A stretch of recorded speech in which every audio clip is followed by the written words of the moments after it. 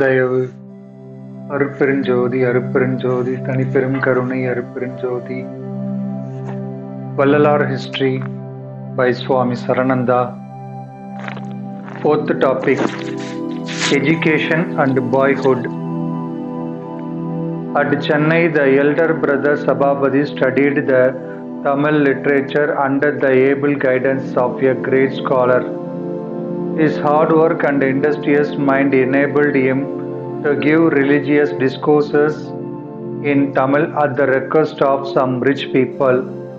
Besides, he used to conduct classes to elementary school boys on patio of houses.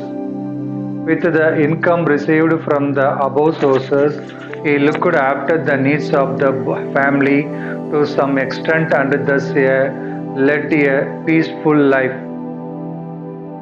Ramalingam was 5 years old then. The elder brother, taking the opportunity of being a teacher, started to teach his younger brother the elementary principle underlying the Tamil literature. Finding the boy not evincing any interest in the initial stage, Sabhabadi thought that he would fulfill his desire in course of time. Even then, the boy did not take any interest. Instead, he used to go to Kandakotam, a temple located in Georgetown, Chennai, and used to observe himself with divine prayers. Thinking that the boy was not amenable in the presence of his brother, the latter thought that the young boy could improve under the guidance of a third person and thus entrusted the responsibility of teaching him to his own precipitator, under whom he took his studies. With proficiency in Tamil literature, the latter tried his best to impart the boy with his elite and put the former in the right path. There also Ramalingam evinced little interest, but used to go to the temple, recite songs in praise of the presiding deity Lord Muruga, and enter into deep meditation. Hearing the news that the boy was singing in a melodious voice, the precipitator went through some of the poems sung by the discipline and was fully amazed to find them heartwarming and bhakti rendering ones. He felt that such pieces could not be sung even by well-trained poets and concluded that it was a rare gift the God had showered on this little boy. So saying, he also gave up his tuition, exclaiming that the young boy was placed in a far better position than himself. The efforts taken by one and all to impart him the school teaching thus proved futile. Sabhabadi, the elder brother, who has the head of the family, become much worried about his brother's career, wanted to turn the boy under treats. By this, young was not given food and clothing and ultimately driven out of his home. Even such drastic action taken by Sabhabadi did not yield any desired result. Instead, this made the young boy to become firm in getting fully absorbed and devote his time in performing worship and the offering prayers to the Almighty from his inner mind. Days passed. His sister-in-law, who much was affectionate towards the plight of the young boy, was much worried since they looked after the needs the boy without the knowledge of her husband. One day she pleaded before the boy to be attentive to his studies as her husband wanted, so as to avoid all the difficulties to far experienced and thus turn a new leaf to the betterment of the family as a whole.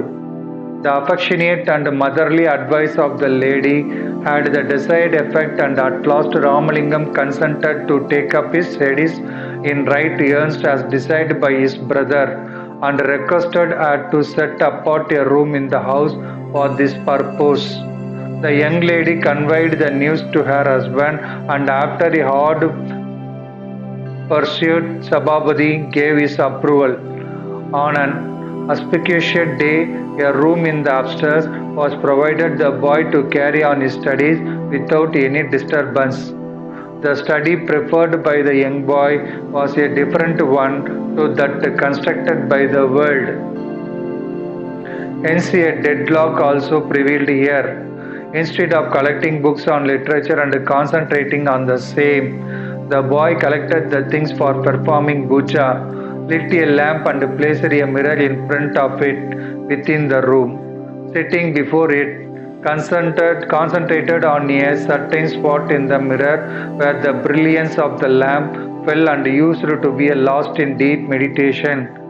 As Providence would have it, Ramalingam beheld the glorious vision of Lord Murga shedding his grace and divinity, and this engulfed the entire space therein. His moral frame was filled with divine ecstasy, and the joy overpowered him, which made him to sing eternal songs in praise of the Lord. By the divine grace so obtained, Ramalingam was blessed with the knowledge of all arts and skills and gifted with the ability and talent to perform miracles and siddhis, wondrous deeds. Without the knowledge of the little boy, the sister-in-law used to witness the occurrence with awe and unspeakable amazement. Now we shall try to annotate the type of study that Ramalingam had from the experience gained at the soul level. It has been acknowledgement by the all that God is one and existing eternally in and out of everything in the whole universe of boundless space. But the inner truth of God's existence is beyond one's conception because it is working from the innermost with the spirit of all powerful omni-grace. This divine attribute of God is due to come out from each soul atom for its eternal God, for its eternal godly life of endless bliss. This is what we see in the case of the Saint Ramalingam. This unimaginable form is within. It is changeless and not destructible. This is termed as the soul beings. To gain experience and live a blessed life, all the outer forms come to play but disappear after some time. Ramalingam gained his experiences only for the inner soul. Even from his childhood, the soul atom is his abode, and thus he concentrated on it more deeply. This made him to realize that the inner soul is a real precipitator, and so he did not evince much interest towards the teaching of worldly scholar.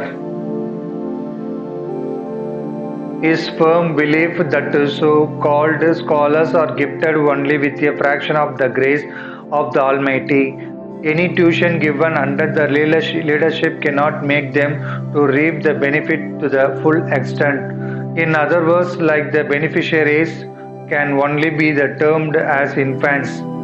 Without knowing the real aim of the Saint Ramalingam, outsiders become rather vexed with his behavior and tried to bring him down according to their wish. The omnigracious God did not let him down, as he knows fully well about the needs of the young boy and the time when the soul he be equipped with the same. At the time of need, the Almighty embraced the child, and the latter was gifted with so much power which could not be obtained by anybody else. The above happening has confirmed to the world that Ramalingam did not go to any school and had no precipitator guru from the outer world. According to him, education means the art of obtaining deathlessness and live forever. Even now we say that there is non universal awareness that literacy should form the main theme and illiteracy should be wiped out at the earliest. Unless mankind is awakened to follow the teachings of the saint to the fullest extent, Cannot be attained at the internal arena of political, cultural, and social affairs. The world is heading towards the growing madness for wealth, pleasure, and power by the people, and this will invite war and calamity, and the impending danger of total destruction will become inevitable. In the above circumstance, this chapter will be an eye opener to the entire world. We shall peep into the next chapter now.